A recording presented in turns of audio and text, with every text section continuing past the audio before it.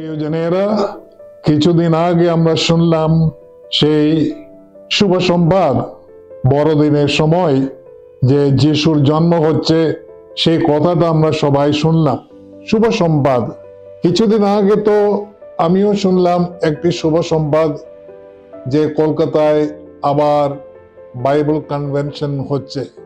কয়েক বছর ধরে বাইবেল কনভেনশন আমি নিজেই তো পরিচালনা করেছিলাম কলকাতায় সেন্ট পলস গ্রাউন্ডে।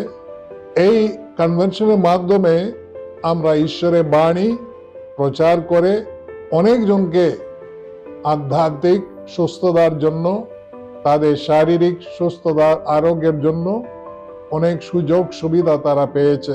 আমার আগ্রহ এবং আমি সত্যি প্রার্থনা করি আপনাদের সকলের জন্য এই কনভেনশনের সময় আপনারা সবাই ঈশ্বরের বাণী মাধ্যমে আন্তরিক নিরাময় লাভ করতে পারবে এবং সেই সঙ্গে সঙ্গে যিশুর কাছে আরো আসতে পারবেন।